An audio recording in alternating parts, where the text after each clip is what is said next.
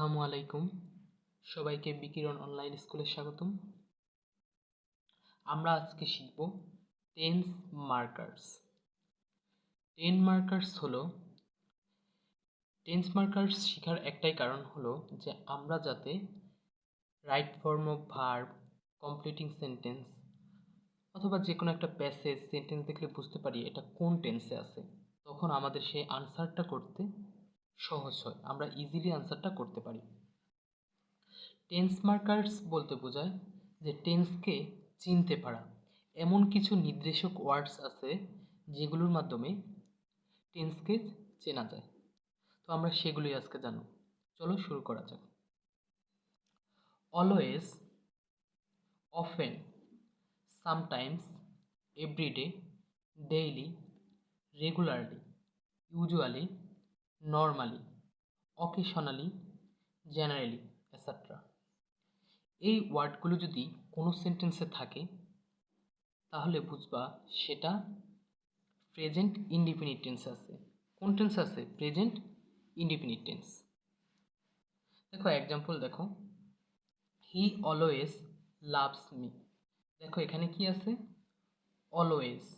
কি আছে? অলওয়েজ। তো আমরা জানি যে কোনো সেন্টেন্সে যদি অলওয়েজ থাকে তাহলে সেটা কি? Present indefinite tense. দেখো অলওয়েজ থাকলে সেটা কি? Present indefinite tense. তাহলে হি অলওয়েজ লাভস মি, সে সর্বদা আমাকে ভালোবাসে। তাহলে যেহেতু এই সেন্টেন্সে অলওয়েজ আছে, সুতরাং এই সেন্টেন্সটা কি? Present indefinite tense. দেখো এখানে হি হলো থার্ড পারসন সিঙ্গুলার নাম্বার। কি? Third person singular number. আমরা জানি থার্ড পারসন সিঙ্গুলার নাম্বার হলে ভার্বের সাথে এস বা ইএস বসে। এখানে লাভ ভার্বের শেষে এস যুক্ত হয়েছে। কেন যুক্ত হয়েছে? কারণ subject third person singular number. Next দেখো, দে গো টু স্কুল এভরিডে। সে প্রতিদিন স্কুলে যায়। দেখো তো কি আছে এখানে? এভরিডে। এভরিডে। তো আমরা জানলাম যে কোনো সেন্টেন্সে যদি এভরিডে থাকে, কোনো সেন্টেন্সে যদি এভরিডে থাকে তাহলে সেটা কোন সেন্টেন্স? সেটা কি কোন টেন্স হয়? Present indefinite tense. সুতরাং এই সেন্টেন্সটা কোন টেন্সে আছে? প্রেজেন্ট ইনডিফিনিট টেন্সে আছে। কেন প্রেজেন্ট ইনডিফিনিট টেন্সে আছে? কারণ সেন্টেন্সের ভিতর এভরিডে আছে। কি আছে? এভরিডে, প্রতিদিন। ওকে, দেখো এখানে সাবজেক্ট হলো দে। সাবজেক্ট কি? দে। দে গো টু স্কুল এভরিডে। দেখো এখানে ভার্বের গো এর সাথে ইএস যুক্ত হয়নি, গোস হয়নি। কেন হয়নি? কারণ সাবজেক্ট থার্ড পারসন ঠিক আছে, কিন্তু থার্ড পারসন সিঙ্গুলার নাম্বার না। যখন subject third person singular number হবে তখন এস বাই ইয়ের যুক্ত হবে। থার্ড পারসন প্লুরাল হলে এস বাই ইয়ের যুক্ত হবে না। নেক্সট দেখো, normally I exercise in the morning. সাধারণত আমি সকালবেলা ব্যায়াম করি। ঠিক আছে, দেখো এখানে কি আছে? দেখো তো নর্মালি। কি আছে? নর্মালি। আচ্ছা, কোনো সেন্টেন্সে যদি নর্মালি থাকে তাহলে সেই সেন্টেন্সটা কোন টেন্সে বলো তো? প্রেজেন্ট ইনডিফিনিট টেন্সে। কারণ আমরা জানলাম যে কোনো সেন্টেন্সে যদি নর্মালি থাকে তাহলে সেটা সেই সেন্টেন্সটা প্রেজেন্ট ইনডিফিনিট টেন্স হয়। দেখো, normally I exercise in the morning. সাধারণত আমি সকালবেলা ব্যায়াম করি। দেখেন এখানে নর্মালি আছে, এজন্য এখানে কি হলো? এটা টেন্স কি হবে? Present indefinite tense. দেখো একটা বিষয় লক্ষণীয়, এখানে সাবজেক্ট হলো আই, আমি। ঠিক আছে, আর ভার্ব হলো এক্সারসাইজ। দেখো এখানে এক্সারসাইজের সাথে এস বা ইয়েস হয়নি। কেন হয়নি বলো তো? সাবজেক্ট তো সিঙ্গুলার। আসলে সিঙ্গুলার হলেই হবে না, কারণ সাবজেক্ট থার্ড পারসন সিঙ্গুলার হতে হবে। আই হলো first person singular. First person হলো কি? আই, উই, আমি, আমরা। আই হলো সিঙ্গুলার, উই হলো প্লুরাল। সেকেন্ড পারসন হলো ইউ, ইউ হলো সিঙ্গুলার, ইউর হলো প্লুরাল। আর থার্ড পারসন হলো হি, শি, আর বাকি সব যা আছে সবই হলো থার্ড পারসন। কিন্তু থার্ড পারসন যদি সিঙ্গুলার হয় তখন ভার্বের সাথে এস বা ইএস হয়। কিন্তু এখানে এই আইটা হলো first person singular. First person হলে আই ভার্বের সাথে এস বা ইএস হবে না, শুধু থার্ড পারসন সিঙ্গুলার হলে ভার্বের সাথে এস বাই এস হবে। আশা করি বুঝতে পারছি। দেখো আমরা এবার শিখব প্রেজেন্ট কন্টিনিউয়াস টেন্স কিভাবে আমরা বুঝতে পারবো? দেখো, কোনো সেন্টেন্সে যদি নাও, at this moment, at this time, at present, still, listen, এই ওয়ার্ডগুলো যদি কোনো সেন্টেন্সে দেখতে পাও, এই শব্দগুলো যদি কোনো সেন্টেন্সে দেখতে পাও, তাহলে তুমি বুঝবা সেই সেন্টেন্সটি আছে কোন টেন্সে? প্রেজেন্ট কন্টিনিউয়াস টেন্সে। কোন টেন্সে আছে? Present continuous tense. আবারও বলতেছে now, at this moment, at this time, at present, still, listen, এগুলো থাকলে সেই সেন্টেন্সটি বা সেই প্যাসেজটি কিসে থাকে? প্রেজেন্ট কন্টিনিউয়াস টেন্সে থাকে। দেখো এক্সাম্পল দেখো, I am taking a class right now. আমি একটি ক্লাস নিচ্ছি এখন। আমি এখন একটি ক্লাস নিচ্ছি। দেখো এখানে কি আছে? দেখো তো, নাও। কি আছে? নাও। আমরা জানলাম যে কোনো সেন্টেন্সে যদি নাও থাকে সেই সেন্টেন্সটি প্রেজেন্ট কন্টিনিউয়াস টেন্স হয়। কি টেন্স হয়? Present continuous tense. দেখো এখানে নাও আছে, এই জন্য এই সেন্টেন্সটি কি? Present continuous. নেক্সট দেখো, at present corona outbreak is not stopping. দেখো এখানে কি আছে? At present. কি আছে দেখো তো সুন্দর করে? অ্যাট প্রেজেন্ট আছে। আচ্ছা, কোনো সেন্টেন্সে যদি অ্যাট প্রেজেন্ট থাকে তাহলে আমরা জানলাম সেটা কোন টেন্স হয়? প্রেজেন্ট কন্টিনিউয়াস টেন্স হয়। দেখো অ্যাট প্রেজেন্ট, কোনো সেন্টেন্সে যদি অ্যাট প্রেজেন্ট থাকে তাহলে সেটা কি হয়?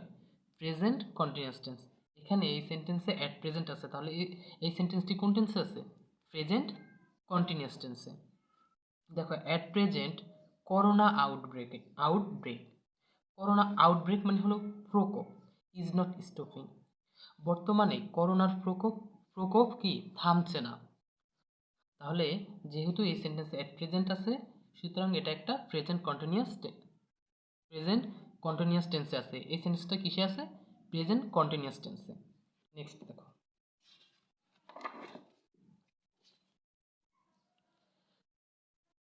মনে রাখবা কোনো সেন্টেন্সে যদি অলরেডি, কি? Already, just, just now, yet, never, এবার, লেটলি, রিসেন্টলি, এই ওয়ার্ডগুলো যদি কোনো সেন্টেন্সে থাকে তাহলে বুঝবা সেটা প্রেজেন্ট পারফেক্ট টেন্সে আছে। কিসে আছে? Present perfect tense. I have already meet a friend. দেখো আই হ্যাভ অলরেডি, কি আছে? অলরেডি। অলরেডি অর্থ কি? ইতিমধ্যে। ঠিক আছে, তাহলে আমি ইতিমধ্যে আমার একটা ফ্রেন্ডের সাথে, কি বন্ধুর সাথে দেখা করছি। ঠিক আছে, তাহলে এখানে দেখা করছি ইতিমধ্যে। ঠিক আছে, অলরেডি। তাহলে বলো তো, অলরেডি যদি থাকে কোনো সেন্টেন্সে তাহলে সেই সেন্টেন্সটি কোন টেন্স? Present perfect tense. কেন? কারণ এই যে আমরা জানলাম যে অলরেডি যদি থাকে তাহলে সেটা প্রেজেন্ট পারফেক্ট টেন্স হবে। তাহলে এই সেন্টেন্সটি কিসে আছে? প্রেজেন্ট পারফেক্ট টেন্সে। দেখো এখানে কি বলছে? I have already meet. এই মিট হলো এখানে ভার্ব। দেখো এই মিট এর প্রেজেন্ট ফর্মের হলো MEET। এটা হলো B1। তার B2 হলো ফার্স্ট ফর্ম হলো MET, আর B3ও MET। এজন্য এখানে MET হলো। কারণ আমরা জানি প্রেজেন্ট পারফেক্ট টেন্সে মূল ভার্বে কি হয়? মূল ভার্বের ফার্স্ট পার্টিসিপল হয়। এজন্য এখানে মিট MET। আশা করি বুঝতে পারছি। নেক্সট দেখো, a vaccine for the corona virus has been discovered. তাহলে এ ভ্যাকসিন, একটা ভ্যাকসিন, ফর দ্য করোনা ভাইরাসের জন্য হ্যাজ বিন ডিসকভার্ড, আবিষ্কৃত হয়েছে। ঠিক আছে, আবিষ্কৃত হয়েছে। দেখো এখানে সাবজেক্ট হলো এই যে এ ভ্যাকসিন ফর করোনা ভাইরাসের জন্য একটা ভ্যাকসিন। তাহলে এখানে সিঙ্গুলার সাবজেক্ট, এর জন্য ভার্ব হ্যাজ হয়েছে। ঠিক আছে, হ্যাজ কি হয়েছে? হ্যাজ। তাহলে হ্যাজ বিন ডিসকভার্ড, কি? ডিসকভার। এই যে ভিন, মনে রাখবা ভিন হলো এই যে এম, ইজ, আর, এই তিনটা হলো প্রেজেন্ট ফর্মে। এই এম, ইজ, আর এর ফার্স্ট ফর্ম হলো ওয়াজ, ওয়ার। এবং এর ফার্স্ট পার্টিসিপল ফর্ম হলো বিন।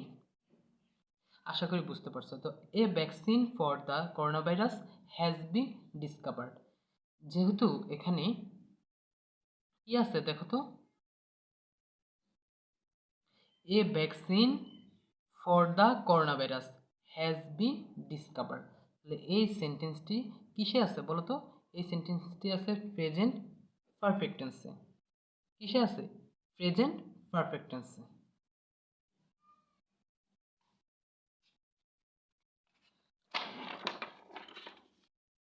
দেখো প্রেজেন্ট পারফেক্ট কন্টিনিউয়াস টেন্স আমরা কিভাবে বুঝবো, সেটার জন্য মনে রাখবা যে সেন্টেন্সে সিন্স অথবা ফর, কি সিন্স অথবা ফর থাকবে, তাহলে সেই সেন্টেন্সটি কি হবে?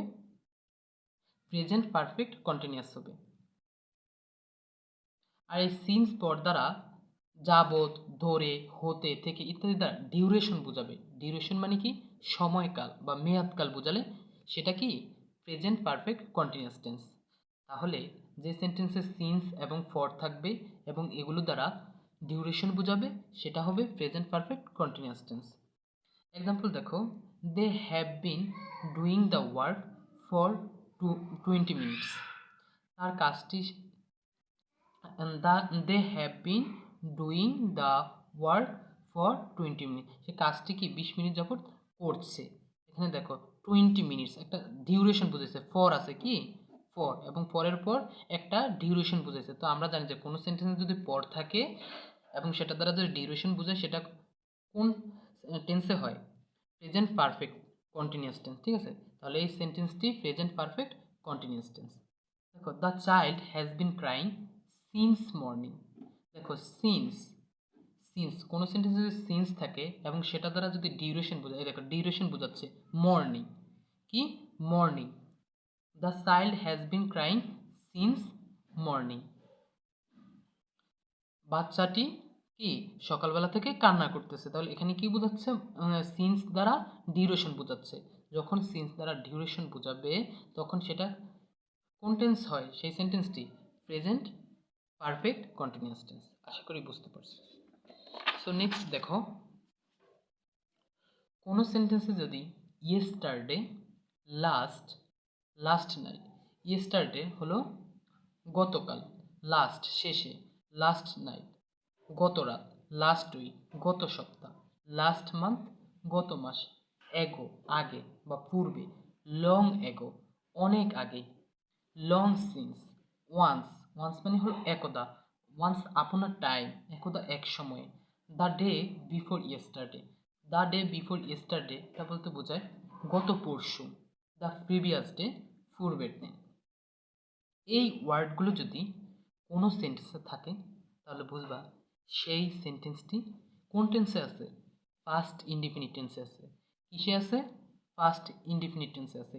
এই ওয়ার্ডগুলো দ্বারা অতীতকে নির্দেশ করে। কোনটিকে নির্দেশ করে? অতীতকে, মানে যেটা ঘটে গেছে, ঠিক আছে? দেখো এক্সাম্পল দেখো, I went to the book fair yesterday. আমি বইমেলাতে গিয়েছিলাম গতকাল। কবে গিয়েছিল? গতকাল, ইয়েস্টারডে। তো কোনো সেন্টেন্স যদি ইয়েস্টারডে থাকে তাহলে আমরা জানি যে সেটা কি হয়? পাস্ট ইনডিফিনিট হয়। তাহলে এই সেন্টেন্সটি কিসে আছে? পাস্ট ইনডিফিনিট টেন্সে আছে। তো I went to school last year, I went to school last year, এখানে কি আছে? Last year. তাহলে আমরা শিখলাম কোনো সেন্টেন্সে যদি লাস্ট ইয়ার থাকে বা লাস্ট থাকে তাহলে কি হয়? সেটা last night, last month, last year এগুলো যদি থাকে তাহলে সেটা কি হয়? পাস্ট ইনডিফিনিট হয়। যেহেতু এখানে লাস্ট ইয়ার আছে সুতরাং এই সেন্টেন্সটি কিসে আছে? পাস্ট ইনডিফিনিট টেন্সে আছে। আচ্ছা,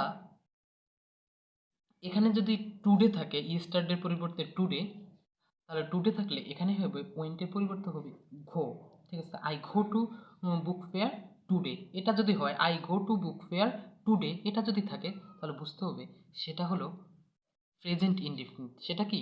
প্রেজেন্ট ইনডিফিনিট। আর I went to the book fair yesterday, yesterday থাকলে এটা কি? এটা হলো ফার্স্ট ইনডিফিনিট। আর I went to the school last year, এখানে যেহেতু লাস্ট ইয়ার একটা অতীতকে নির্দেশ করতেছে সুতরাং এটা কি? Past indefinite. ওকে,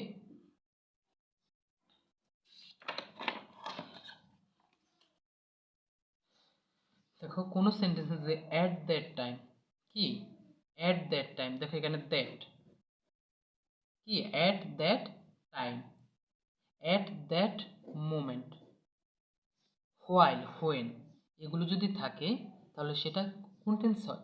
পাস্ট কন্টিনিউয়াস টেন্স হয়। দেখো প্রথমে আমরা অ্যাট দ্যাট টাইম এবং অ্যাট দ্যাট মোমেন্ট এটা সম্পর্কে জানবো।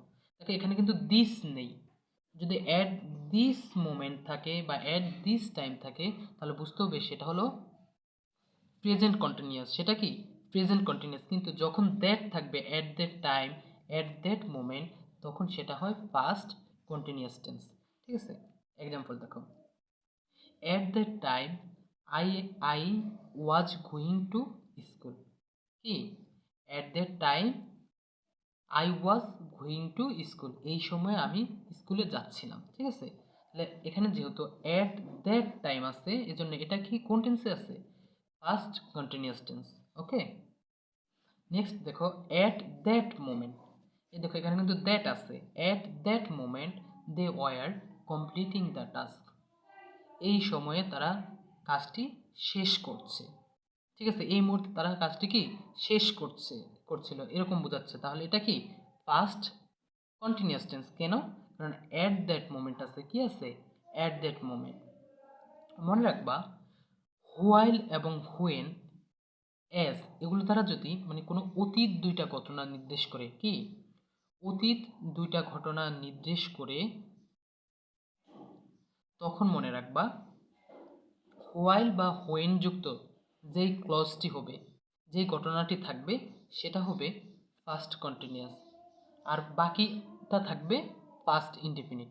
এক্সাম্পল দেখো, হোয়াইল হি ওয়াজ প্লেয়িং, যখন সে খেলা করছিল, আই স হিম, আমি তাকে কি দেখলাম, আমি তাকে দেখলাম। ঠিক আছে, আমি তাকে দেখলাম। ঠিক আছে, হোয়েন হি ওয়াজ প্লেইং, যখন সে খেলা, দেখো এখানে while, while he was playing, তাহলে যেহেতু এখানে হোয়াইল আছে তাহলে এটা কি হোয়াইল যুক্ত অংশটি হবে ফার্স্ট কন্টিনিউয়াস, আর বাকি অংশটি হবে কি ফার্স্ট ইনডিফিনিট। এখানে এটা হলো ফার্স্ট ইনডিফিনিট আর এটি হলো ফার্স্ট কন্টিনিউয়াস টেন্স।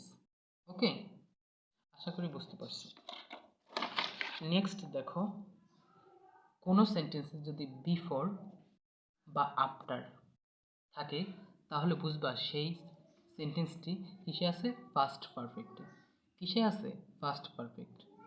দেখো এক্সাম্পল দেখো, the baby had cried before her father came. Before মানে হলো ফরে, আফটার বিফোর মানে হলো আগে, আর আফটার মানে হলো পরে। ঠিক আছে, তাহলে before the baby had cried before her father came. দেখো এখানে মনে রাখবা বিফোর যদি থাকে, বিফোর যদি থাকে তাহলে সেটা কি পাস্ট পারফেক্ট, সেটা কি হয় পাস্ট পারফেক্ট। যেহেতু এই সেন্টেন্সটিতে বিফোর আছে তাহলে এটা কিসে আছে? পাস্ট পারফেক্টে আছে। মনে রাখবা পাস্ট পারফেক্টে যদি বিফোর থাকে, বিফোর থাকলে পাস্ট পারফেক্ট, এটা তো আমরা জানলাম। বিফোর থাকলে বিফোরের পূর্বের অংশটি হয় পাস্ট পারফেক্ট, কি হয় পাস্ট পারফেক্ট, এবং বিফোরের পরের অংশটি হয় পাস্ট ইনডিফিনিট, কি হয় পাস্ট ইনডিফিনিট। তাহলে দেখো এখানে দ্য বেবি হ্যাড ক্রাইড এটা হলো পাস্ট পারফেক্ট, এবং before her father came, her father came হলো পাস্ট ইনডিফিনিট। আশা করি বুঝতে পারছো। দেখো he began to run after he had seen the cat. দেখো হি বিগান টু রান, এটা হলো পাস্ট ইনডিফিনিট, এটা কি past indefinite. He had seen the cat, এটা হলো কি পাস্ট পারফেক্ট। তাহলে যখন আফটার থাকবে সেই সেন্টেন্সটি হলো, যখন কোনো সেন্টেন্স আফটার থাকবে সেটা হলো past perfect tense, past perfect tense. আর আফটারের মনে রাখবা আফটারের পূর্বের অংশটি থাকে পাস্ট ইনডিফিনিট, আর আফটারের পরের অংশটি থাকে পাস্ট পারফেক্ট। ঠিক আছে, তাহলে আফটারের বিফোরের পূর্বে থাকে পাস্ট পারফেক্ট এবং পরে থাকে পাস্ট ইনডিফিনিট, আর আফটারের পূর্বে থাকে পাস্ট ইনডিফিনিট, পরে থাকে পাস্ট পারফেক্ট। আশা করি বুঝতে পারছো।